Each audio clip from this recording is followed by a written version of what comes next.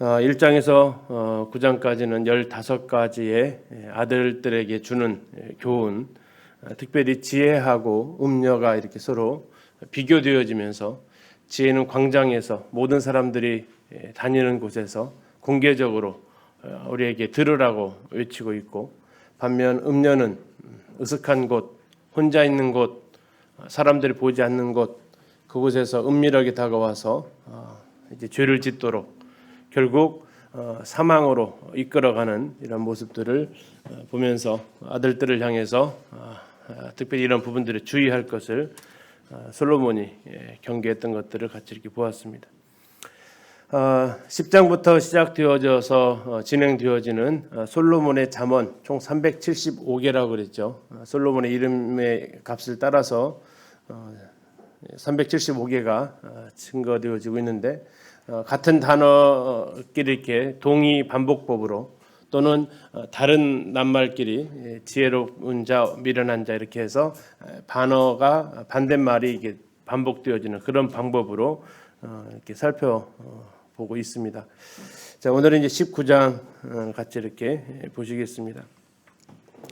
19장 1절부터 20절에는 이제 미련한 자와 지혜를 얻는 자, 반어 반복법이죠. 반대말이 되겠습니다. 이번에도 이제 그런 어떤 우리가 잘 아시고 있는 말씀들, 또 가끔 이렇게 해석이 잘 안 되는 부분들, 또 중요한 부분들을 중심으로 같이 살펴보도록 하겠습니다. 3절을 먼저 보실까요? 3절 보시면 사람이 미련함으로 자기 길을 굽게 하고 마음으로 여호와를 원망하느니라. 혹시 누가 떠오르십니까? 자기가 잘못을 해놓고 하나님 때문에 내가 이렇게 죄를 졌다고. 창세기 아담이 여자가 준 거 따먹고 하나님이 그 여자 줘서 따먹게 됐다고 했고요. 또 누가 떠오른 분 계세요? 룻기에 나오는 나오미가 또 그런 비슷한 상황이죠. 하나님이 나를 이렇게 빈손들게 오게 하셨다고. 우리가 이러한 또 원망을 또 종종 하죠. 내가 계획을 세우고 내가 실행해놓고 뭐가 안 되면 누구 탓이에요? 하나님 탓하고 왜 나만 이렇게 하시냐고, 이렇게 모든 것들을 하나님을 향해서 원망하는, 이게 바로 미련한 자다라고 이렇게 말씀을 하고 있습니다. 7절에 보면 가난한 자는 형제들에게 미움을 받는다. 하물며 친구들은 어떻겠느냐 하면서 친구들은 따라가면서 말할지라도 벌써 사라져버렸을 것이다. 이게 진리입니까? 진리는 아니라고 그랬죠. 잠언을 진리로 이렇게 받아들여서는 안 되고, 이게 보편적으로 사람들이 살아가는 방식이다라고 이렇게 우리가 보시면 되겠습니다. 11절은 이렇게 말씀하고 있죠. 노하기를 더디하는 것이 사람의 슬기요 허물을 용서하는 것이 자기의 영광이니라. 다른 사람들 허물을 이렇게 용서해주고 덮어주는 것이 결국 그에게 영광이 되어 돌아오는 모습을 또 이야기하고 있습니다. 13절을 가리켜서 우리 맥도날드 형제님은 불행한 가정의 이요소 이렇게 제목을 지으셨습니다. 불행한 가정의 두 가지 모습이 무엇인가 13절에 나와 있는데요. 미련한 아들은 그의 아비의 재앙이요 다투는 아내는 이어 떨어지는 물방울이니라. 불행한 가정 이요소가 뭡니까? 하나는 미련한 아들, 두 번째는 다투는 아내. 자매님들 입장에서는 다투는 남편이 되겠죠. 아무튼 솔로몬이 있었기 때문에 아내 쪽에 더 책임을 또 두고 있습니다. 자, 아무튼 미련한 아들은 아비의 재앙이고 다투는 아내는 이어 떨어지는 물방울이다. 자, 세 번역에 이렇게 되어져 있습니다. 미련한 아들은 아버지에게 파멸을 가져다 주고 다투기를 잘하는 아내는 새는 천장에서 떨어지는 물과 같다. 혹시 천장에서 물 새는 집에 살아보셨습니까? 네, 어떠세요? 막 정신없죠. 여기 샜다가 또 저기 샜다가 정신없습니다. 그것처럼 이제 다투는 아내가 이렇게 그런 것에 비유를 하고 있습니다. 어떤 분은 여기서 나오는 그 의성어를 가리켜서 물방울이 똑똑 떨어지니까 똑똑한 애랑 살면 참 힘들다라고 이야기하시기도 하죠. 똑똑한 거하고 지혜로운 것은 다르죠. 지혜로운 사람이 중요한 거지 똑똑하게 되면 서로 싸우게 됩니다. 반면 14절을 이렇게 보시면요. 집과 재물은 조상에게서 상속하거니와 슬기로운 아내는 여호와께로서 말미암느니라. 자, 13절과 14절에서 반대말이 나와 있습니다. 13절에 다투는 아내의 반대말을 14절에서 어떻게 얘기하고 있어요? 슬기로운 아내라고 나와 있습니다. 아마 지혜로운 아내입니다. 아까 말씀드린 대로 물방울이 떨어지면서 똑똑 떨어지는 똑똑한 아내가 아니라 지혜로운 슬기로운 아내, 그 중요성을 13절과 14절은 두 아내의 모습을 비교해서 이렇게 또 이야기를 해주고 있습니다.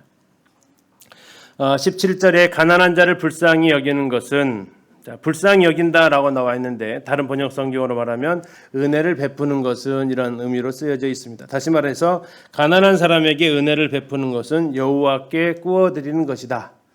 자, 그러면 하나님이 갚아주신다라는 거죠. 그 사람이 갚아주는 게 아니라 하나님께서 갚아주신다. 자, 신약에서는 예수님께서 어떻게 얘기하십니까? 너희가 누구한테 은혜를 베풀려고 했습니까? 갚을 능력이 있는 사람한테, 없는 사람한테? 없는 사람한테 하라고 하죠. 왜 없는 사람한테 하라고 하죠? 하나님께서 상을 주신다라고 이야기를 하고 있다라는 거죠. 근데 우리는 주로 어떤 사람한테 이렇게 많이 구워주죠? 갚을 수 있나 없나 이렇게 보죠. 은행에서 대출해 줄 때도 담보 능력이 있나 없나 이거 보잖아요. 심지어는 보험에서도 그러더라고요. 아픈 사람이 필요한 거예요? 안 아픈 사람이 필요해요? 근데 아픈 사람이 잘 못 들어가는 게 보험이잖아요. 이 세상의 원리가 그렇다라는 거죠. 이 세상의 원리가 가난한 자를 이렇게 불쌍히 여기고 구워주지 않는다라는 겁니다. 왜? 그 줘봤자 다 헛일이다. 밑 빠진 독에 물 붓기다. 그러나 하나님 말씀하시기 그것은 그 사람한테는 그럴 수 있겠지만 영혼을 바라보고 사는 너희에게는 하나님께서 그 나라에서 갚아주신다라는 겁니다. 18절 보시면요. 또 자녀 교육에 대한 부분입니다. 네가 내 아들에게 희망이 있은즉 그를 징계하되 죽일 마음은 두지 말지니라. 이 죽일 마음은 두지 말지니라 어떤 뜻 같으십니까? 죽이도록 패지 말아라라는 뜻일까요? 보통 이 두 가지로 해석을 할 수 있습니다. 아까 말씀드린 대로 감정이 격한 나머지 그를 과도하게 징벌하지 않도록 조심해라라는 뜻도 있습니다. 분명히. 그러나 또 다른 뜻은 징벌하기를 거절함으로 그의 삶을 파탄에 빠지지 않게 하라라는 뜻도 같이 가지고 있습니다. 이게 과도하게 감정적으로 체벌하거나 징계하지 말 것을 분명히 경고하는 말씀이기도 하지만 오히려 징벌을 하지 않음으로 인해서 그 아이가 그냥 막 인생을 살아가게 되므로 결국 파탄에 빠지게 만들 수도 있다. 이것을 조심하라고 18절은 두 가지 의미에서 같이 이렇게 말해주고 있습니다. 21절부터 29절까지는 여러 가지 그 교훈들을 말씀해주고 있죠. 21절이 많이 유명한 구절입니다. 21절을 보시면 사람의 마음에는 많은 계획이 있어도 오직 여호와의 뜻만이 완전히 서리라. 16장 9절과 비슷한 말씀입니다. 사람이 마음으로 자기의 길을 계획할지라도 그 걸음을 인도하는 것은 여호와시다라고 하시는 그 말씀과 일맥상통하는 말씀입니다. 21절을 세 번역으로 되면 이렇게 번역이 됩니다. 사람의 마음에 많은 계획이 있어도 성취되는 것은 오직 주님의 뜻뿐이다 라고 말씀하고 있습니다. 22절 사람은 자기의 인자함으로 남에게 사모함을 받는다. 다시 말하면 사람의 매력은 그의 인자함에 있다. 다른 사람에게 인자를 베풀면 그 사람은 참 매력적인 사람으로 인정을 받는다라는 말씀이기도 합니다. 24절에서는 게으른 자는 자기의 손을 그릇에 넣고서도 입을 올리기를 괴로워한다. 이 뒤에 이제 게으른 사람들에 대해서 여러 차례 나오는데 어떤 상황이죠? 요즘으로 말하면 우리는 손으로 먹지 않으니까 숟가락을 밥에다가 국에다 대놓고 뭐 하지 않는 거예요? 입에 넣지 않는 거. 왜요? 귀찮아서. 이것은 이제 아주 게으름의 극치이죠. 이렇게 말씀하고 있습니다.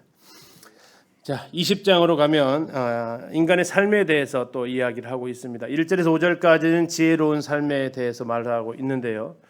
2절 보시면 왕을 노엽게 하지 말 것을 이야기하고 있습니다. 주권자를 노엽게 하게 되면 생명이 위험하다라고 얘기하고 있고, 왕을 뿐만 아니라 미련한 자에 대해서 또 게으른 자에 대해서도 권면하고 있습니다. 6절에서 30절까지는 하나님께서 또 인간의 삶에 대해서 어떠한 뜻들을 가지고 계시는지를 말해주고 있는데요. 10절을 보시면요, 한결같지 않은 저울추와 한결같지 않은 되는 다 여호와께서 미워하신다 하셨습니다. 자, 이것은 우리가 일상생활에서 하는 어떤 물건을 사고 팔 때에 같은 추를 사용하지 않는 것을 얘기하고 있지만, 더 나아가서 우리가 장사하지 않으면 우리가 여기에 해당이 안 되는 게 아니죠. 뭐 선거 때, 지난 지방선거 때 많이 나왔던 네 글자 단어가 혹시 들어보셨습니까? 내로남불이라고 들어보셨죠? 내로남불 무슨 뜻이에요? 내가 하면 로맨스고 남이 하면 불륜이다. 이게 지금 들이대는 잣대가 어떻다는 얘기입니까? 다 다르다라는 거죠. 그래서 지금 한결같지 않은 저울추, 이것이 하나님께서 사람에게 우리가 들이댈 때 어떠한 죄를 범했느냐, 이걸 가지고 그 사람에 대해서 벌을 내려둘 거냐, 아니면 누가 그 일을 했느냐라고 벌을 내려둘 거냐라는 겁니다. 자, 둘 중에 어떤 기준으로 해야 됩니까? 누가 그걸 했느냐, 이게 정당한 겁니까? 아니면 어떤 죄를 범했느냐가 판단의 기준이 정당합니까? 그렇죠. 사람이 가려서 거기에 대해서 기준을 들이대는 게 아니라 어떠한 그 죄에 따라서 벌이 동일하게 가해지는 것이 이걸 정의라고 이야기를 하죠. 하나님께서 말씀하시는 것도 그런 의미입니다. 나랑 친하니까 아주 가벼운 추를 거기다 올려놓고, 나랑 별로 안 친하면 보통의 추, 나랑 아주 사이가 안 좋으면 어마어마하게 무거운 추를 올려놓고 그 사람의 무게를 이렇게 재어버리게 되는, 이것은 하나님께서 미워하신다라고 이야기를 하는 말씀입니다. 다음에 20절을 보시면 20장 20절입니다. 우리 자녀들이 잘 들어야 될 말씀이죠. 자기 아비나 어미를 저주하는 자는 그의 등불이 흑암 중에 꺼짐을 당하리라. 흑암 중에 꺼짐을 당한다는 게 무슨 뜻일까요? 죽는다라는 겁니다. 죽는다. 출애굽기 21장 17절에서 자기의 아버지나 어머니를 저주하는 자는 반드시 죽일지니라라고 말씀을 하고 있습니다. 다시 말하면 아버지나 어머니를 저주하는 것은 사형죄다라는 겁니다. 우리가 가볍게 부모님의 말씀을, 뜻을 거스리는 거 뭐 누구나 할 수 있다라고 생각하시지 말고, 하나님의 법에는 그게 무슨 죄라고요? 사형이다라는 겁니다. 사형. 그래서 이 세상 법은 뭐 이것이 전혀 인정을 못 받겠지만 하나님의 법은 그렇지 않다라는 겁니다. 21절을 보시면 처음에 속히 잡은 산업은 마침내 복이 되지 아니하느니라. 자, 속히 잡은 산업, 이게 무슨 뜻 같으세요? 요즘 많이 나옵니다. 뭐 코인 하면서 영끌한다라는 표현도 나오고, 또 로또 같은 거, 불로소득이죠. 일하지 않고 한탕을 건지기 원하는 이러한 모습들에 대해서 속히 잡은 산업은 마침내 복이 되지 못한다. 그 순간에는 굉장히 행운을 잡은 것 같지만 뭐 조사에도 나오잖아요. 로또 복권 탄 사람들 뒷조사해 보면 결국 그의 인생이 행복하다고요, 불행하다고요? 불행하죠. 근데 나는 안 그럴 것 같잖아요. 나는 로또 받으면 정말 행복하게 잘 쓸 것 같죠. 그렇죠? 나는 항상 예외처럼 들려지죠. 그렇지 않다라는 겁니다. 졸부들이라고 또 얘기하죠. 갑자기 땅값이 올라서 이렇게 되어지는 소득은 금방 또 나간다라는 것이 하나님의 말씀의 지혜입니다. 27절을 보시면 사람의 영혼은 여호와의 등불이다. 참 표현이 쉽지 않은 표현입니다. 사람의 영혼은 여호와의 등불이다. 세번역을 보니까 이렇게 표현되어져 있었습니다. 주님은 사람의 영혼을 환히 비추시고 사람의 마음속 깊은 곳까지 살피신다라고 이렇게 번역이 되어져 있어서 좀 이해하기가 쉬운 것 같습니다. 사람의 영혼은 바로 이제 그 양심입니다. 양심. 27절에 나와 있는 사람의 영혼, 다시 말해서 그걸 양심이라고 해석할 수 있겠습니다. 하나님께서 우리에게 양심을 주셔서 내면의 생각과 의도를 하나님은 알아보신다라고 말씀을 하고 있는 겁니다. 다음에 29절은 젊은 자의 영화는 그의 힘이요 늙은 자의 아름다움은 백발이니라. 자, 힘이 좋아요, 백발이 좋아요? 예, 힘이 좋습니까? 백발이 좋습니까? 예, 힘이 좋으세요? 예, 나이 드신 분들은 보통 그렇게 얘기를 하십니다. 내가 가지고 있는 지혜에 대해서는 별로 이렇게 귀한지를 잘 생각 안 드시나요? 힘이 있으면 더 좋을 것 같아요. 예, 이 두 개가 다 중요하다라는 겁니다. 그런데 힘 있는 사람은 지혜를 무시하고요, 지혜 있는 사람은 힘을 부러워합니다. 그러나 이 두 가지는 균형을 이루는 것이 중요한 겁니다. 그래서 교회를 위해서 힘있게 일하는 사역자들도 중요하지만 지혜롭게 조언을 해주는 그 연륜도 필요하다라는 것을 우리는 생각하게 되는 것입니다. 그래서 힘 있는 사람들은 어른들이 말하는 것에 대해서 뭐 구닥다리 이야기다라고 이렇게 판단하기가 쉽다라는 겁니다. 반면 또 어른들은 그 젊은이들의 그 모습을 통해서 왜 저렇게 일을 하지 하면서 못마땅해 하는 경우도 있다라는 거고요. 그러나 이 두 가지는 항상 조화를 이루어야 된다라는 겁니다. 다음에 21장으로 가서 보시면 1절부터 6절까지는 하나님의 주권을 인정하는, 특별히 우리가 1절을 보시면 우리가 이 왕들, 특히 오늘날에는 그 대통령을 위해서, 국회의원들을 위해서 기도해야 될 이유가 1절에 나와 있습니다. 왕의 마음이 어디에 있다고요? 여호와의 손에 있다. 마치 본물과 같아서 여호와께서 임의로 인도하실 수 있다라는 겁니다. 모든 권세가 누구로부터 나왔다고 합니까? 하나님께로부터 나왔다고 얘기하고 있죠. 그래서 모든 권세자의 마음은 하나님이 임의로 주장할 수 있다라는 겁니다. 그래서 성경에서 고레스 왕이라든지 이러한 왕들의 그 통치하는 모습을 보면 하나님께서 그 사람들의 마음을 움직여서 하나님의 뜻을, 역사를 이루어 가시기 때문에 우리는 그들을 위해서 기도를 해야 되는 거죠. 2절 말씀은 굉장히 유명한 말씀입니다. 사람의 행위가 자기 보기에는 모두 정직하여도 여호와는 뭘 보신다고요? 마음을 감찰하신다. 세 번역이 이렇게 되어져 있습니다. 사람의 행위는 자기의 눈에는 모두 옳게 보이나 주님께서는 그 마음을 꿰뚫어 보신다. 뭐 자기 눈에 옳게 보이지 않으면 안 하겠죠. 그러나 이것이 최선이고 이게 자기에게는 제일 좋은 방법이라고 생각하기 때문에 하지만 하나님께서는 한 행동을 보는 게 아니라 그거 왜 했어? 라고 그 마음의 의도를 하나님은 질문을 하신다라는 겁니다. 5절에 보시면 부지런한 자의 경영은 풍부함에 이를 것이나 조급한 자는 궁핍함에 이를 따름이니라. 생활을 위해서 부지런히 일하는 자하고 하루아침에 부유해지려는 자, 이 두 가지를 지금 이제 대조를 해주고 있습니다. 부지런한 자하고 조급한 자, 부지런한 자는 풍부해지고 조급한 자는 궁핍해진다. 여기서 조급하다라는 것은 뭐에 조급한 거라고요? 일확천금을 누려보고 싶은 그런 마음에 그런 조급함을 가지고 있는 사람은 결국 궁핍하게 된다라는 겁니다. 어떤 뭐 이렇게 그 성도들이 물어보실 때가 있습니다. 복권 사도 됩니까? 그러면 이 잠언 말씀을 그냥 보여줄 수밖에 없죠. 뭐 사보셨나라고 물어보지는 않겠습니다. 뭐 주식해도 됩니까? 그 의도가 과연 무엇이냐라는 것들을 우리가 한번 생각해 볼 필요가 있다. 당장은 내가 주가가 올라가서 돈을 벌 수도 있지만 그건 하나님께서 원하시는 그러한 방식은 아니다라고 성경은 말씀을 하고 있습니다. 9절입니다. 또 한 번 나오는데요. 다투는 여인이 나옵니다. 다투는 여인과 함께 큰 집에 사는 것보다 어디서 사는 거요? 움막에서 사는 것이 나으니라. 여기 움막이 뭘까요? 움막. 옆에 텐트 치고 살아라라는 의미가 아니고요. 다투기를 좋아하는 여자와 넓은 집에서 함께 사는 것보다 차라리 다락 한 구석에서 혼자 사는 것이 더 낫다라는 의미를 가지고 있습니다.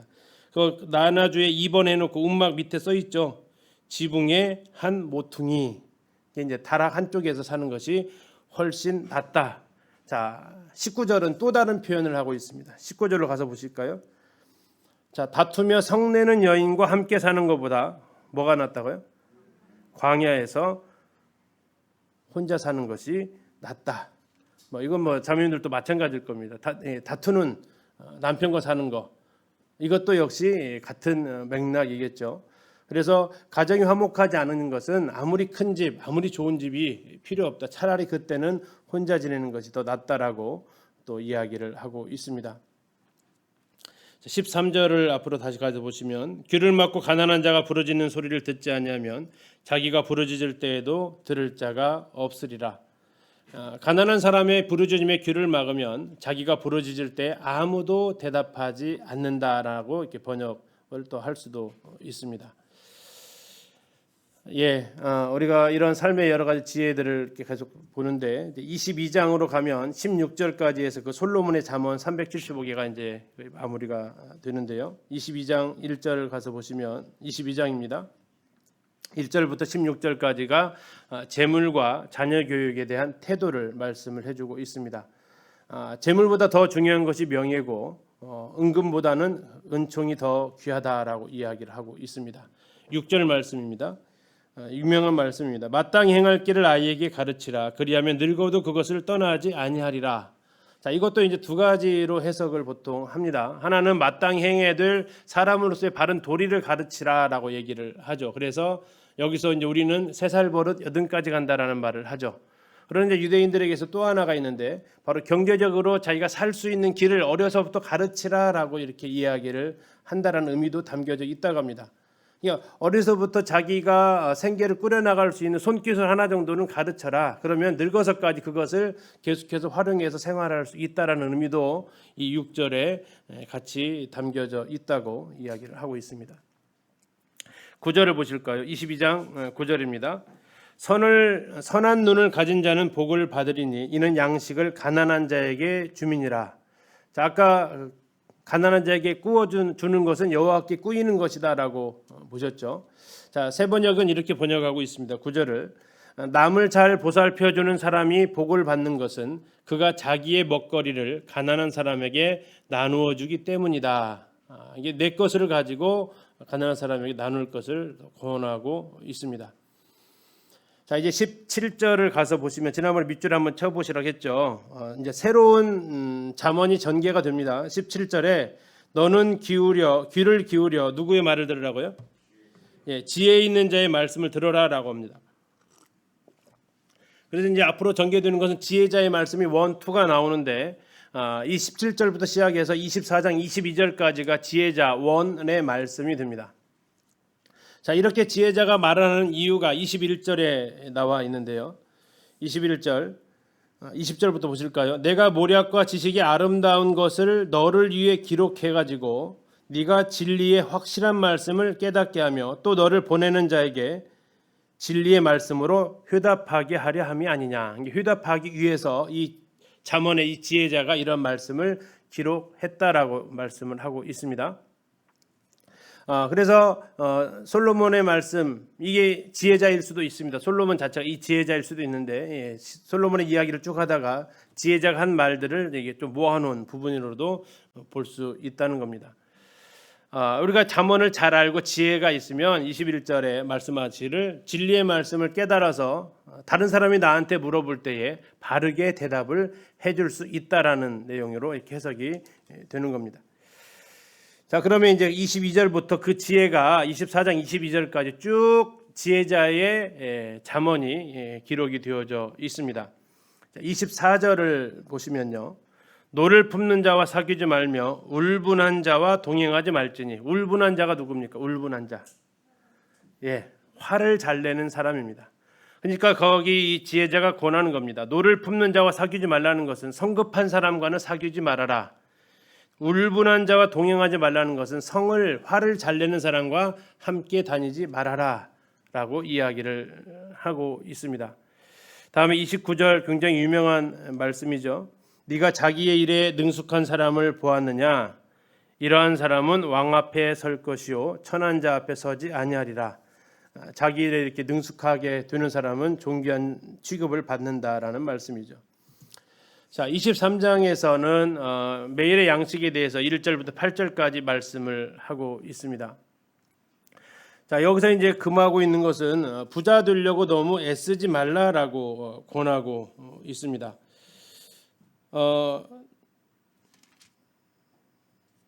또 하나는 악한 자의 눈이 있는 자의 음식. 그러니까 이제 음식을 먹으러 갔는데 고운 눈으로 안 쳐다보는, 다시 말하면 6절 한번 보실까요? 23장 6절에 보시면 악한 눈이 있는 자의 음식. 그 악한 눈이 있는 자는 다시 말하면 무슨 뜻이냐면 인색한 사람을 얘기하고 있습니다. 인색한 사람. 23장 6절을 세 번역, 공동 번역으로 이렇게 번역이 되어져 있었습니다. 인색한 사람과 한 식탁에 앉지도 말고 그가 즐기는 맛난 음식은 바라지도 마라. 왜 그럴까요? 그거 먹으면 후환이 두렵다라는 겁니다. 이렇게 이제 권면을 하고 있습니다. 다음에 아까 23장 4절에 부자 되기에 애쓰지 말라. 신약에서는 뭐라고 말하고 있죠?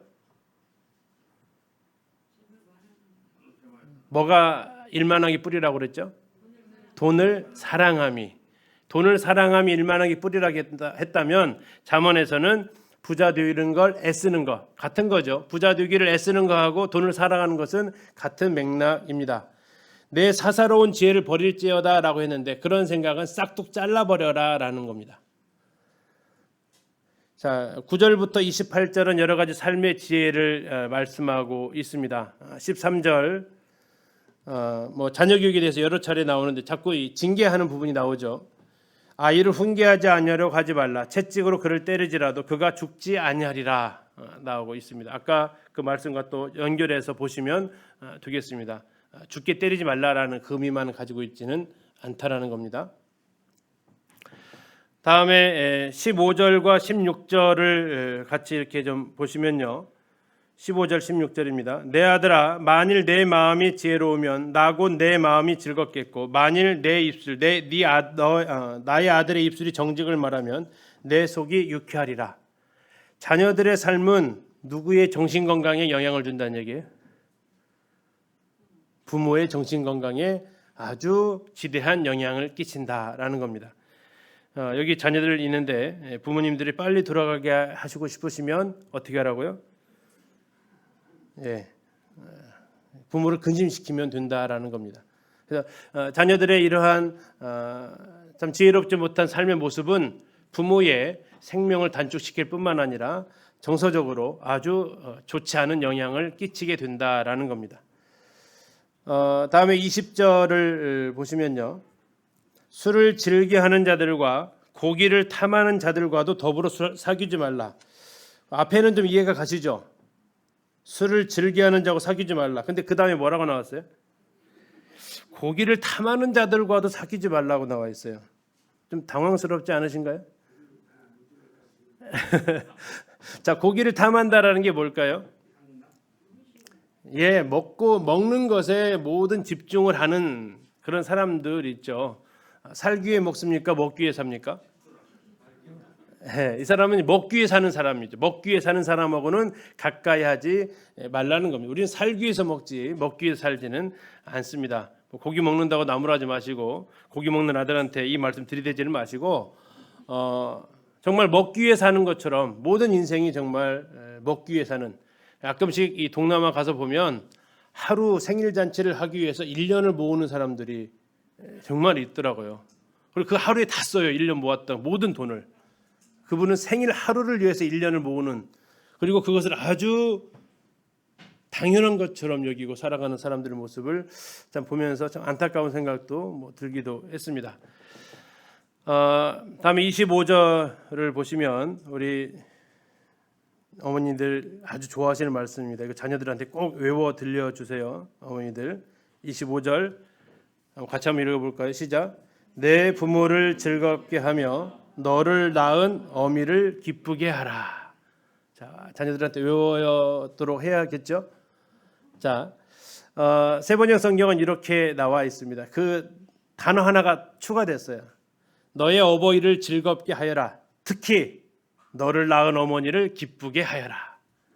특히라는 단어가 세번역 성경에는 추가가 되었습니다. 낳아주신 어머니, 그것만 다 갚으려고 해도 평생 못 갚는다고 말하고 있습니다. 그 어머니에게 기쁨을 안겨드리는 자녀들이 되라고 성경은 권하고 있습니다. 자, 29절부터 35절까지는 술에 대해서 이야기를 하고 있습니다. 술. 30절에 술에 잠긴 자라는 표현을 하고 있습니다. 술에 잠긴 자. 요즘으로 말하면 뭡니까? 예, 술독에 빠졌다. 또는 알코올 중독이다. 뭐 이런 표현으로 하는데 성경에서는 술에 잠겼다라고 하는 표현으로 하고 있습니다. 자, 거기에 대해서 이 술이 가지고 있는 힘에 대해서 쭉 이야기를 하면서 이 잠언 전도자는 무엇을 권하고 있습니까? 이 술에 대해서 어떻게 하라고 그러죠? 31절을 보시면 31절 포도주는 붉고 잔에서 번쩍이며 순하게 내려가나니 너는 그것을 보지도 말지어다. 자, 세 번역은 이렇게 표현하고 있습니다. 잔에 따라 놓은 포도주가 아무리 붉고 고와도 마실 때에 순하게 넘어가더라도 너는 그것을 쳐다보지도 말아라. 예. 그래서 왜 그렇습니까? 처음에는 사람이 술을 마시지만 나중에는요, 예, 술이 사람을 마시게 된다라는 그런 이야기를 합니다. 나는 술을 취하지 않게 먹을 거야라는 분 혹시 들어보셨습니까? 예, 그것이 안 되는 거죠. 자, 그래서 술에 대해서 권면하고 있고, 다음 24장으로 가서 보시면 1절에서 10절까지는 지혜가 얼마나 유용한지에 대해서 얘기해 줍니다. 지혜는 강하고 지혜는 높다라고 이야기를 하고 있습니다. 5절을 보시겠습니다. 24장 5절입니다. 지혜 있는 자는 강하고 지식이 있는 자는 힘을 더하나니. 세 번역입니다. 지혜가 있는 사람은 힘이 센 사람보다 더 강하고 지식이 있는 사람은 기운이 센 사람보다 더 강하다. 그래서 예전에 이제 우리 식으로 표현하면 뭐가 뭐를 꺾는다고 그러죠? 펜이 칼을 꺾는다라고 이렇게 말하기도 합니다. 자, 그래서 지혜 있는 자가 될 것을, 결국 지혜 있는 사람이 힘센 사람을 부립니까? 힘센 사람이 지혜 있는 사람을 부립니까? 예, 보편적으로 지혜 있는 사람이 힘센 사람을 부립니다. 근데 가끔 힘센 사람이 지혜 있는 사람을 돈 주고 사기도 합니다. 전혀 그러지 않는 것은 아닌데, 그러나 보편적으로는 지혜 있는 사람들이 힘센 사람을 사용을 하는 거죠. 그래서 더 강하다라고 이야기를 합니다. 10절을 보시면 네가 만일 환난 날에 낙담하면 내 힘이 미약함을 보임이니라. 무슨 뜻 같으세요? 그만하고 싶고 다 포기하고 싶고 어려우니까 그렇게 되면 어떠한 것을 증명한 거라고요? 네가 딱 그 수준이다라는 것을 증명한 거다라고 이야기를 하는 겁니다. 어떤 사람의 가치를 시험하는 한 가지가 있다라면 그가 그 역경을 어떻게 넘어가느냐 이걸 보면 알 수 있다라는 겁니다. 운전 실력은 언제 나타나죠? 고속도로에서요? 아니죠. 돌발 상황에서 나타나고요. 시장길 그 좁은 길에서 운전 실력은 드러나게 되어져 있습니다. 그래서 역경에 처했을 때 좌절하는 그 사람이 그것을 이겨 넘어가는 모습을 보면, 다시 말하면 7전8기하는 모습을 보면 그 사람의 어떠함을 증명해 낸다라는 겁니다. 그러나 만일 환난 날에 낙담하고 주저앉아 버리면 너의 힘이 미약하다는 것을 증명해 보인 거다라고 말하고 있습니다. 그래서 우리가 흔히 하는 말로 위기는 기회다라고 이야기를 하는 표현도 여기에 적용할 수 있는 말씀이 되겠습니다. 11절부터 22절까지는 의인과 악인에 대한 권고를 이야기해 주고 있습니다. 자, 11절입니다. 너는 사망으로 끌려가는 자를 건져주며 살육을 당하게 된 자를 구원하지 아니하려고 하지 말라. 말을 갖다 어렵게 했죠. 보통 이렇게 어렵게 하는 이유가 뭐라고 하죠? 국어 표현 수사법상 강조하기 위해서 그렇습니다. 살육을 당하게 된 자를 구원하라 하라면 되잖아요. 그런데 뭐라고 했어요? 구원하지 아니하려고 하지 말라. 이중 구정을 통해서 아주 매우 강한 긍정을 호소하고 있는 겁니다. 11절 생각하면 우리가 뭘 해야 된다라는 것으로 해석이 가능합니까? 예, 전도해야 된다라는 거죠. 사망으로 끌려가는 자. 찬송가 중에서 무슨 가사가 있어요? 흑암에 사는 백성들을 보라, 이런 가사 있죠. 그래서 그 사람들을 향해서 구원을 해라라고 우리는 성경에서 권하고 있음을 또 확인할 수 있습니다. 자, 의인은 몇 번 넘어질지라도요, 7번 넘어질지라도 다시 일어난다. 아까 말씀드렸던 그 7.8기인데 16절 보시겠습니다. 대저 의인은 7번 넘어질지라도 다시 일어나려니와. 8번 아니라고 했는데 다시 일어났으니까 8번째 일어나는 거죠. 그래서 7.8기라고 하는 겁니다. 아까 10절에 나와 있는 것과 비슷할 수 있겠습니다. 환난 날에 넘어졌지만 그러나 다시 일어날 수 있는 그 힘을 이야기하고 있습니다. 7번 넘어질지라도 8번 일어날 수 있는 그 의인의 모습에 대해서 이야기하고 있습니다. 다음에 이제 23절부터는 지혜자의 잠언 2가 기록되어져 있습니다. 23절 보시면요, 이것도 이렇게 되어 있습니다. 이것도 지혜로운 자들의 말씀이다. 그러니까 이것은 한 명의 말이 아니라는 얘기죠. 복수죠. 지혜로운 자들. 전에 이제 잠언 처음 시작할 때 이때 당시에 굉장히 교류가 활발했다라고 말씀을 했죠. 그래서 이제 공자 또는 그 석가 이런 내용들이 오고 갈 수 있었다. 뭐 직접 직교류가 아니더라도 건너서 가는 이런 무역로 같은 것들이 있기 때문에 아마도 이런 지혜자들의 잠언도 솔로몬의 명성과 하나님에 대한 이런 것들이 커지면서 사람들의 그런 것들이 더 교류가 되어질 수도 있기도 할 수 있겠습니다. 아무튼 지혜로운 자들의 말씀이다라고 했기 때문에 솔로몬 개인의 말은 아닌 것 같고요. 34절까지가 이런 지혜자들의 잠언을 모아 놓았습니다. 자, 23절에 보시면 재판할 때에 낯을 보아주는 것이 옳지 못하다. 자, 앞에서 말씀드렸던 공평한 저울추를 들이대라라는 겁니다. 자, 부자하고 가난한 자하고 송사가 되어져 있으면 누구 편을 들어야 돼요? 가난한 자하고 부자하고 둘이 송사가 붙으면 누구 편을 들어줘야 돼요? 예, 편들지 말아라라는 거죠. 우리는 근데 자꾸 어느 쪽으로 쏠리죠? 예.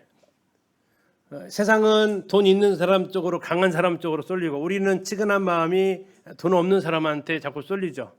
예. 그런데 그렇게 하지 마라라는 겁니다. 부자가 옳든 가난한 자가 옳든 옳은 사람이 법에서 승리하는 거지, 돈이 많다고 유전무죄 가지 말고 또 뭐 힘없는 사람이라고 봐주지 말고 정의롭게 하라라고 성경은 권하고 있습니다. 자, 26절 보시겠습니다. 적당한 말로 대답함은 입맞춤과 같으니라. 이게 해석이 잘 어떻게 되십니까? 적당한 말이 어떤 의미로 다가오십니까?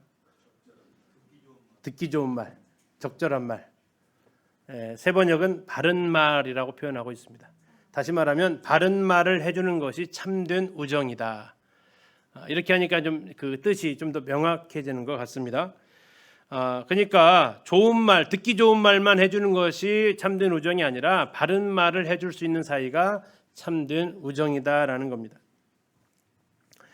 다음에 이제 27절 말씀인데요. 이것도 잘 해석을 좀 하셔야 됩니다. 27절입니다. 내 일을 밖에서 다스리며 너를 위하여 밭에서 준비하고 그 후에 내 집을 세울지니라.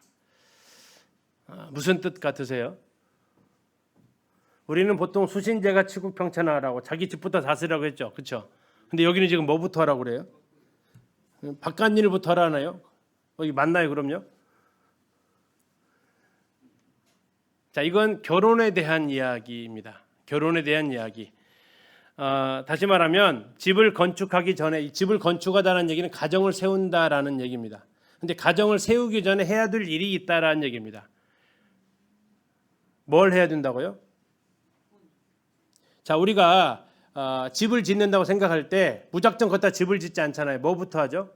터를 다지고 기초를 파고 거기다 그렇게 해서 집을 짓듯이 집을 건축하기 전에 먼저 나무를 제거하고 땅을 고르게 하듯이 가정을 갖기에 앞서 먼저 자기의 생활을 정돈하라라고 이야기하는 겁니다. 뭘 준비하라고? 네가 일을 밖에서 다스리고 너를 위해서 밭에서 준비하고, 그래서 결혼할 준비가 되어진 이후에야 네가 가정을 세울 수 있다라는 얘기입니다. 바깥일 다 하고 집안일 나중에 하라는 얘기가 아니고 가정을 세우기 전에 먼저 독립할 수 있는, 경제적으로, 영적으로, 정서적으로 네가 준비가 되어진 이후에야 결혼해서 가정을 세울 수 있다라는 의미로 27절을 이렇게 해석을 하시면 되겠습니다. 그래서 27절을 보게 되면 집안일 나중에 해도 되네 이렇게 해석하라는 얘기가 아닙니다. 다음에 30절부터 나오면 이 게으름에 대해서 또 이야기를 하죠. 게으른 자의 밭과 지혜 없는 자의 포도원을 지나면서 보니까 가시덤불이 펴져 있고 거친 풀이 덮였고 돌담이 무너져 있고. 자, 그렇게 할 때 34절 내 빈궁이 강도같이 오며 내 곰핍이 군사같이 이르리라 라고 얘기하고 있습니다. 자, 깨워주는 부모님은 기다려줄 수 있지만 뭐는 기다려주지 않을까요? 가난은 기다려주지 않고 쳐들어온다라는 의미입니다. 우리 자녀들 잘 안 일어나죠? 부모님은 기다려줄 수 있어요. 깨우는 거. 그러나 이것이 반복되어질 때 좀 더 자자 좀 더 졸자 할 때 어떻게 찾아온다고요? 빈궁이 강도같이 갑자기 온다는 얘기죠. 다음에 곤핍이 군사같이 막 더 이상 이것을 막아낼 수 없을, 갑자기 왔는데 막아낼 수 있느냐, 그것이 아니라 갑자기 찾아오고 막아낼 수 없게 찾아온다라는 겁니다.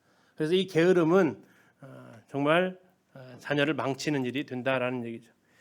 자, 25장입니다. 자, 25장 1절에 보니까 뭐라고 써 있습니까? 이것도 솔로몬의 잠언. 다시 솔로몬의 잠언이 나왔습니다. 그런데 이것은 특별히 누가 편집했습니까? 히스기야 신하들이 편집했다라고 말씀하고 있습니다. 그래서 솔로몬의 잠언이 다시 등장하는데 솔로몬이 직접 쓴 게 아니라 히스기야 신하들이 편집한 것이다라고 이야기를 하고 있습니다. 자, 이를 숨기는 것은 하나님의 영화고 그 일이 어떠한 것인지를 살피는 것은 왕의 영화다. 이것은 우리에게 동일한 부분입니다. 자, 우리는 하나님의 뜻을 찾는 것. 그래서 신약에서 에베소서에 뭐라고 얘기했습니까? 오직 주의 뜻이 무엇인가 이해하라고 얘기를 하고 있습니다. 하나님께서 이를 감춰놓으신 것들을, 숨겨놓은 것들을 찾아내는 것이 우리에게 주어진 일이란 얘기죠. 다음에 8절부터 18절까지는 말에 대해서 이야기하고 있습니다. 말. 참 말도 많고 탈도 많은 게 말이죠. 자, 9절 잠깐 보시면요. 너는 이웃과 다투거든 변론만 하고 뭐 하지 말으라고요? 남의 은밀한 일은 말하지 마라. 자, 싸우다 보면 무슨 얘기까지 다 들춰낸다고요? 누가 어떤 형제님이 형제님한테 이렇게 얘기하더만, 다른 자매님 통해서 들어보니까 자매님 이것까지 했다고 하더만, 이렇게까지 이제 말이 막 걷잡을 수 없이 커지게 된다라는 거죠. 뭐 하려고? 나의 정당성을 확보하려고. 절대 그렇게 하지 마라라고 얘기하고 있습니다. 11절 굉장히 아름다운 말이죠. 경우에 합당한 말은 아로새긴 은쟁반의 금사과다.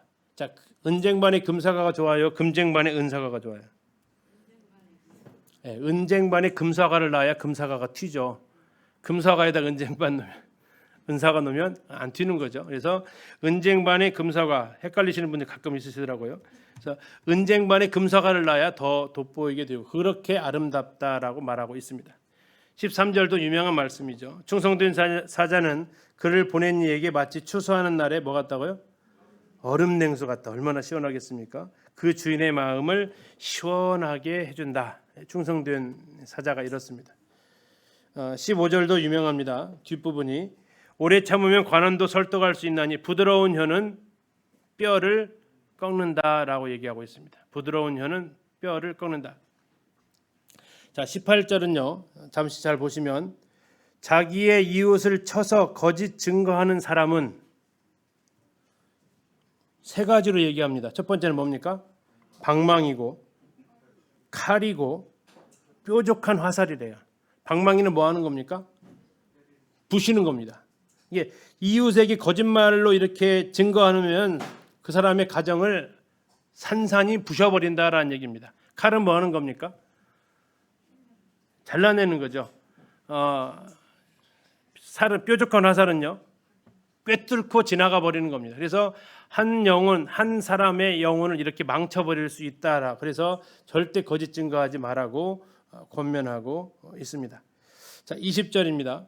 마음이 상한 자에게 노래하는 것은 추운 날에 옷을 벗음 같고 소다 위에 식초를 부음 같으니라. 자, 마음이 상해 있는데 뭐 하고 있어요? 옆에서요? 자, 우리식으로 말하면 뭐죠? 불난 집에 부채질하는 거죠. 자, 이렇게 하는 사람은 두 가지로 비유를 합니다. 추운 날에 옷을 벗음 같고 옷을 더 끼어 입어도 시원찮을 판에 옷을 벗겨버리면 정말 그 사람에게 가혹하게 해주는 거죠. 자, 두 번째는 혹시 이해 가세요? 소다 위에 식초를 부은 것. 혹시 부어보신 분 계세요? 소다 위에 식초를 부었어요. 부어보셨어요? 자, 한번 어떤 일이 벌어지는가 영상을 통해서 한번 보실게요. I intend to go completely ballistic at this mock military installation. I'll be showing some willing volunteers the explosive combination of two seemingly innocent ingredients. Right, okay, can you fill each one of those a third up with vinegar, please? Thanks very much. To demonstrate their power, I'm combining the two in small plastic film canisters. I'm going to put a tiny bit of baking soda in the lid of every one of these, all right? Baking soda is used in making cakes and muffins, but sealed in with vinegar, it packs a mighty punch. Okay, guys, take one of these each, all right? One each. All we're going to do is put the lid onto the capsule, all right? Now, wait. I'm going to put on my protective goggles just in case this all goes wrong. Right, in your own time, do it. That's confidence. Okay, Now, do it. I know exactly what this stuff can do, so I'm not taking any chances. Yes! I was thinking we could maybe do that on a bigger scale. You guys up for that? Oh, yeah. Look at your face. So, I'm setting up my seriously scale-up experiment and moving everyone to a safe minimum distance. This time I'll be using around 300 times the quantity of baking soda and vinegar, containing the mixture in an empty gas canister and sealing it with a quick release cap tied to a pull rope.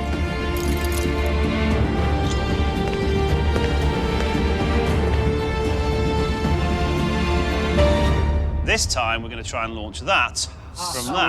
Pretty nice. That's yes, heavy. please. Yes, it is. But what I want to know is using the two ingredients we've just used over there, baking soda and vinegar. How high can we propel that straight up into the air? That's not going to go high at all. That'll go just above our heads. Okay, all right, so just above our heads. I have to disagree. I'm going to say the circus top. I think it Okay, can reach the as top high of as that. the top over Yeah, there. All right, cool. Dude. I'd say it's got to have a little bit of power, but maybe like the power lines or somewhere Okay, around there. all right, power lines, circus. Head height. I think the pressure really is going to be enormous. This thing is going to fly, man.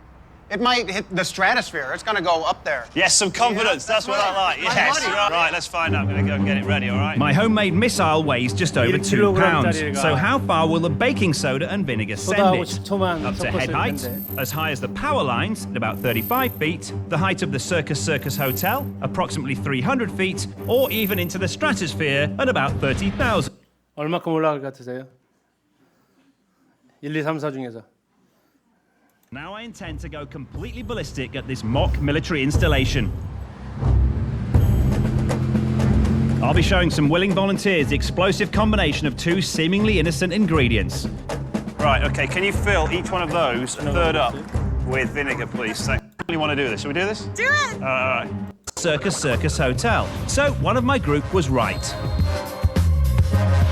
Look at that! 넘어갔네. You definitely want to do this. Should we do this? Do it! All right. In 3, 2, 1. Look at the height! Oh my God! God, look at that! Oh my God! Baking soda rock! 자, 얼마 올라갔냐면 90m 올라갔습니다. 뭐에다가요? 베이킹 소다에다가 식초. 따라하지 마세요. 네, 절대 따라하지 마세요. 영상 계속 나오죠. 따라하지 말라고요. 자, 이게 지금 무슨 비유를 하셨다고요? 마음이 상한 자 앞에서 노래하는 거. 저 정도의 위력을 바란다. 그러니까 신약에서는 그래서 뭐라고 했죠? 우는 자들로 함께 울으라고 그랬죠. 즐거워하는 자들 함께 즐거워하고. 옆 사람 힘들어 죽겠는데 거기 가서 웃고 그러면 그 사람 마음에 저와 같은 울분을 토하게 할 수 있다라는 겁니다. 우리가 조심해야 될 부분이겠죠. 예, 다음에 이제 26장으로 가면 이제 미련한 자에 대해서 이야기를 하고 있습니다. 미련한 자에 대한 교훈. 미련한 자에게는 영광이 적당하지 않다. 미련한 자는 미련한 행동을 거듭 행한다. 11절을 보시겠습니다. 26장 11절입니다. 개가 그 토한 것을 도로 먹는 것 같이 미련한 자는 그 미련한 것을 거듭 행하느니라. 안 벗겨지는 거죠. 그래서 그러면 우리 미련한 자에 대해서 우리가 어떻게 해야 되겠습니까? 4절입니다. 4절과 5절은 약간 잘 보셔야 됩니다. 4절과 5절 주의 깊게 보세요. 미련한 자의 어리석은 것을 따라 어떻게 하겠어요? 대답하지 말라. 두렵건대 너도 그와 같을까 하노라. 5절 미련한 자에게는 그의 어리석음을 따라 뭐하라 하겠어요? 대답하라.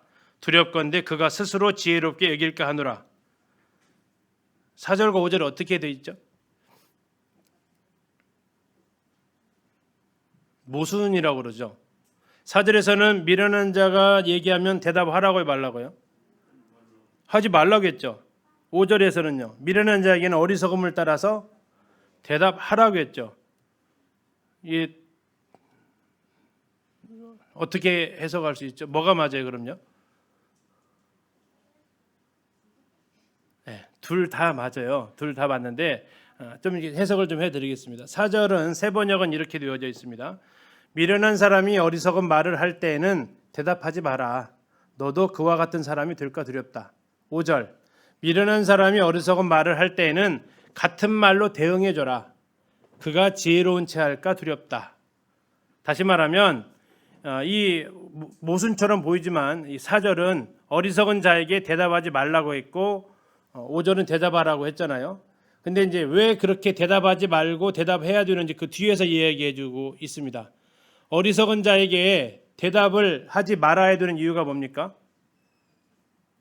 그 와중에 너도 같이 화내면서 어리석은 사람한테 그렇게 말한 거에 대해서 나가 이제 하다 보니까 속 터지는 이야기를 자꾸 하면 나가 뭐를 해야지? 언성이 높아지면서 거기에 대해서 말싸움을 하게 되죠. 그러면 이제 지나가는 사람이 봤을 때 저 두 사람은 어떤 사람이에요? 똑같은 사람이다라는 겁니다. 자, 그렇게 될 것 같으면 네 감정을 추스리지 못하고 말을 어렵게 막 그렇게 싸납게 할 것 같으면 뭐 하지 말라고요? 말하지 말아라. 그런데 만약에 어리석은 자에게 대답을 할 것 같으면 그에게 어떻게 하라고 했냐면 책망하고 꾸짖어라라는 얘기입니다. 어리석은 말을 할 때는 같은 말로 대응해줘라. 같이 어리석은 말로 대응해줘라. 그래서 그 사람에 대해서 그것이 잘못되었다라고 꾸짖어줘라. 그래야 그 사람이 자기 말이 맞지 않다는 것을 알게 될 것이다. 이것은 아주 논리적이고 타당하게 이야기를 해주라는 얘기예요. 1절에서는 막 감정이 올라와 가지고 같이 막 언성 높이면서 싸울 상황이 되면 차라리 말하지 말고 그가 어리석은 말을 하면 타당하게 거기에 대해서 설득해 주면서 말할 수 있으면 말을 해줘라. 그래 그 어리석은 사람이 내가 잘못 생각했구나 알 수 있다라는 얘기죠. 가끔 이렇게 자녀들에게도 또는 친구들에게도 이런 상황들이 벌어질 수 있습니다. 정말 어리석은 말을 할 때 말 같지도 않은 말을 할 때 내가 어떻게 대꾸해야 되느냐 하는 부분이 여기에 해당이 되겠습니다. 자, 게으른 자에 대해서 아까는 숟가락을 놓고도 올리기 싫어한다고 했는데 13절을 보시면 또 다른 게으른 사람입니다. 13절 게으른 자는 길에 뭐가 있어요? 사자가 있다. 거리에 사자가 있다 한다. 다시 무슨 얘기 같아요? 자, 나가서 일하라고 하니까 뭐 하는 거예요? 아, 사자 있어요. 거기 나가면 죽어요 하는 얘기예요. 안 나가는 핑계를 자꾸 대는 사람이죠. 다음에 17절 보시면 자, 길로 지나가다가 자기와 상관없는 다툼을 간섭하는 자는 개의 귀를 잡는 자와 같다. 무슨 뜻 같으세요? 개의 귀를 잡는다. 아, 물어요. 네. 또요. 자, 개의 귀를 잡았어요. 한번 생각을 해보세요. 놔야 돼요? 말아야 돼요? 자, 개의 귀를 지금 잡았다고요. 놔야 돼요? 말아야 돼요? 이거 놓을 수도 없고 잡고 있을 수도 없어요. 놓으면 쫓아와서 물을 거고요. 계속 잡고 있으면 돌아가면서 자기 이제 넘어져 버릴 거예요. 그런 상황에 도달하게 된다라는 얘기예요. 이게 이해 가세요?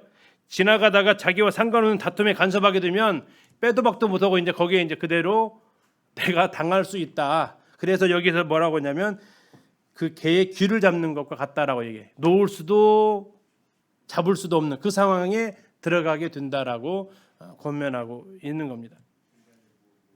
그러니까 상관하지 말라라는 얘기죠. 자, 20절입니다. 나무가 닿으면 불이 꺼지고 말쟁이가 없어지면 다툼이 쉬느니라. 새 번역은 이렇게 번역했습니다. 땔감이 다 떨어지면 불이 꺼지듯이 모닥불놀이 해보신 분 알죠?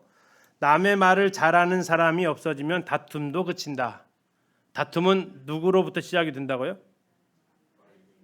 말쟁이인데 그 말쟁이 뜻이 뭐예요? 남의 말을 잘하는 사람. 이게 말쟁이라고요. 그러니까 말을 많이 하는 사람이 말쟁이가 아니고요. 어떤 사람이 말쟁이라고요? 남의 얘기 잘하는 사람. 야, 어떤 자매가 이랬대, 어떤 형제가 이랬대, 누구는 그랬대. 그래서 남의 말을 자꾸 옮겨 다니고 하는 사람은 수시로 그 사람으로 인해서 뭐가 생긴다고요? 다툼이 생기게 된다라고 얘기하는. 말쟁이가 다른 사람이 말쟁이 아니고 남의 이야기를 많이 하는 사람, 이거 옮기기 좋아하는 사람, 이런 사람을 말쟁이다라고 이야기하고 있습니다. 그런데 그 사람들의 말이 왜 이렇게 효과가 있을까요? 22절 때문에 그래요. 남의 말 하기를 좋아하는 자의 말은 뭐라고요? 별식과 같아서 어디로요? 뱃속 깊은 데로 내려가느니라. 한 귀로 듣고 한 귀로 흘리는 게 아니고 아주 속으로 쏙 들어가 가지고 뱃속 깊은 곳으로 내려가면 이제 어떻게 해야 되냐면 이거 쏟아내야 되거든요. 그럼 또 말하고 다니는 거예요. 계속해서. 그래서 다툼이 쉬지를 않는다라는 겁니다. 그래서 말쟁이는 말 잘하고 말 많은 사람이 말쟁이가 아니다. 남의 말 하고 다니는 사람이 말쟁이다. 근데 말 중에서 제일 재밌는 말이 남의 말이잖아요. 그렇죠? 근데 그것은 미련한 사람이다라고 이야기를 하고 있습니다. 이게 뭔지 한번 맞춰보세요. 나는 슉 하고 날아가는 포탄보다 더 치명적이다. 나는 사람을 살해하지 않고 승리를 거둔다. 나는 가정을 무너뜨리고 마음을 상하게 하고 삶을 파산하게 한다. 나는 바람 날개를 타고 여행한다. 어떤 무죄함도 나를 위협할 정도로 강하지 못하다. 어떤 순수함도 나를 굴복시킬 정도로 깨끗하지 못하다. 나는 진실에는 관심이 없다. 정의를 존중하지 않는다. 힘없는 자를 동정하지도 않는다. 나의 희생자는 바다의 모래처럼 무수하며 종종 아무 죄가 없다. 나는 결코 잊지 않고 용서하지도 않는다. 내 이름은 험담이다. 내 이름은 험담이다. 포탄보다도 치명적이고 사람을 상하게 하고 살해하진 않지만 승리를 거두고 가정을 무너뜨리고 마음을 상하게 하고 사람들의 삶을 파산하게 하고 바람 날개를 타고 여행한다. 풍문이라고 그러죠. 소문으로 떠돌아다닙니다. 어떠한 무지함도 나를 위협할 정도로 강하지 못하고 순수함도 나를 굴복시킬 정도로 깨끗하지 못하다. 다 걸면 다 걸고 넘어갈 수 있다는 얘기입니다. 나는 진실에는 관심 없다. 나는 정의를 존중하지도 힘없는 자들을 동정하지도 않는다. 나의 희생자는 바다의 모래처럼 무수하다. 험담으로 얼마나 많은 사람이 이러한 어려움을 당하는지 우리는 보고 또 듣고 때로는 내가 그 피해 당사자이기도 합니다. 자, 이러한 말에 대해서 우리가 얼마나 조심해야 될지를 보여주고 있습니다. 예, 잠시 10분 쉬었다가 27장부터 이어서 하도록 하겠습니다. 자, 쉬는 시간에